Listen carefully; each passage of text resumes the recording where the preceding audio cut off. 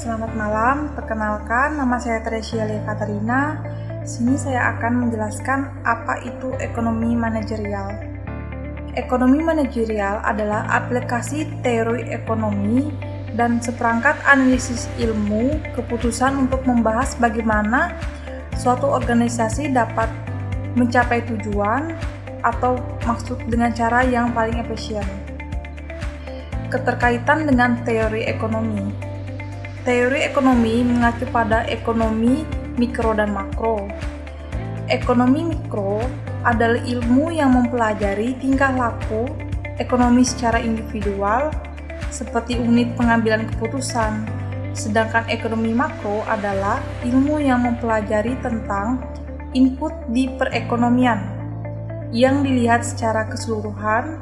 Teori ekonomi biasanya dimulai dengan model. Model merupakan abstrak dari banyak hal kecil yang meliputi suatu kejadian untuk menentukan faktor penentu yang paling penting. Keterkaitan dengan berbagai area fungsional ilmu administrasi bisnis. Secara fungsional tersebut meliputi akuntansi, keuangan, pemasaran, manajemen sumber daya manusia atau personalia, dan produksi. Proses-proses yang berkaitan dengan semua pengambilan keputusan manajerial pada dasarnya adalah sama. Proses tersebut antara lain yang pertama itu menetapkan tujuan perusahaan atau organisasi. Yang kedua, mendefinisikan permasalahan yang dihadapi perusahaan atau organisasi dalam usaha mencapai tujuan tersebut. Yang ketiga yaitu mengidentifikasi berbagai solusi. Yang keempat, memiliki solusi terbaik dan solusi yang tersedia. Yang kelima yaitu mengimplementasikan keputusan. Selanjutnya yaitu teori perusahaan. Teori perusahaan, beberapa alasan adanya perusahaan dan fungsi-fungsinya. Perusahaan adalah suatu organisasi yang menggabungkan dan mengorganisasikan berbagai sumber daya dengan tujuan untuk memproduksikan barang dan jasa untuk dijual. Fungsi perusahaan adalah membeli sumber daya atau input, merupakan tenaga kerja, modal, dan bahan mentah untuk diubah menjadi barang, jual, ataupun jasa. Tujuan dan nilai perusahaan. Teori perusahaan sekarang bahwa maksud atau tujuan utama perusahaan adalah untuk memaksimumkan kekayaan atau nilai perusahaan. Kekayaan atau nilai perusahaan diperoleh dengan rumus sebagai berikut. Kendala-kendala dalam operasi perusahaan. Dalam melakukan operasinya, perusahaan kerap sekali mendapatkan kendala dalam pelaksanaannya. Kendala tersebut antara lain yaitu yang pertama, perusahaan tidak mampu merekrut tenaga kerja ahli dalam jangka waktu yang pendek. Yang kedua, perusahaan tidak mampu memperoleh bahan mentah sebanyak yang diminta. Yang ketiga, adanya keterbatasan ruang pabrik atau gudang. Yang kelima yaitu kurangnya dana yang dibutuhkan. Teori perusahaan. Beberapa teori perusahaan telah dikemukakan. Yang paling menonjol adalah bahwa tujuan utama perusahaan adalah memaksimalisasi penjualan, memaksimalisasi utilitas manajemen, dan perilaku pemuasan. Yang ketiga itu sifat dan fungsi laba. Laba usaha versus laba ekonomi. Laba bisnis atau laba usaha mengacu pada pendapatan perusahaan dikurangi biaya atau biaya akuntansi perusahaan. Biaya eksplisit adalah biaya yang benar-benar dikeluarkan oleh perusahaan untuk membeli atau menyewa input yang dibutuhkan dalam produksi. Laba ekonomi sama dengan mendapatkan perusahaan dikurangi dengan biaya eksplisit dalam biaya implisit. Selanjutnya itu teori laba. Teori laba dapat mendapatkan risiko.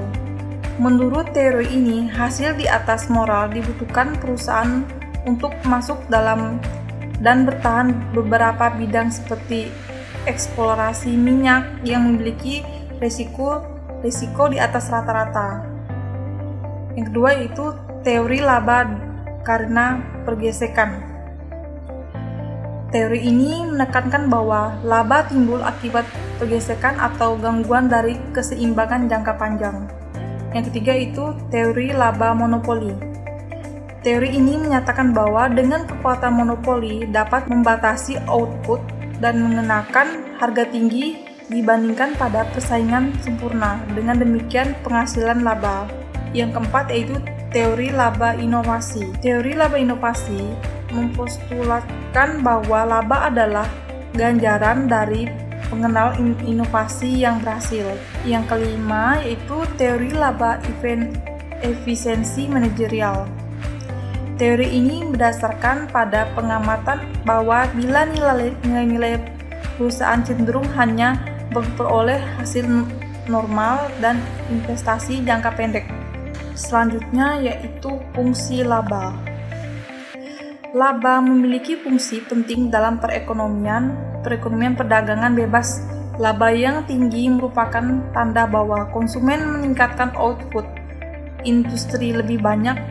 Laba yang tinggi memberikan insentif bagi perusahaan yang meningkatkan output dan lebih banyak perusahaan yang akan masuk ke industri yang lebih menguntungkan. Sebaliknya, laba yang rendah merupakan tanda bahwa konsumen menginginkan komoditas yang lebih sedikit.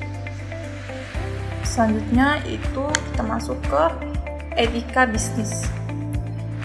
Etika adalah sumber tuntutan di luar hukum yang ditegakkan.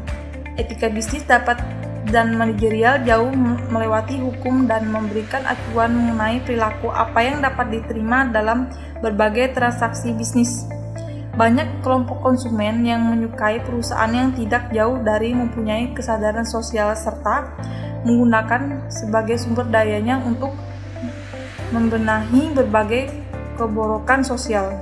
Yang kelima itu kerangka kerja internasional ekonomi manajerial. Banyak dari komoditas yang kita konsumsi saat ini diimpor dari perusahaan-perusahaan. Membeli banyak input dari luar negeri dan semakin banyak menjual produk ke luar negeri. Bahkan lebih penting lagi, perusahaan domestik menghadapi persaingan yang sangat besar dan perusahaan luar negeri di pasar dan di seluruh dunia. Aliran modal internasional, teknologi, dan tenaga kerja ahli juga telah mencapai dimensi yang belum pernah ada sebelumnya. Singkatnya, terjadi pergerakan yang cepat ke arah globalisasi produk, konsumsi, dan persaingan. Demikian yang dapat saya sampaikan, kurang dan lebih saya mohon maaf. Saya mengucapkan selamat malam. Terima kasih.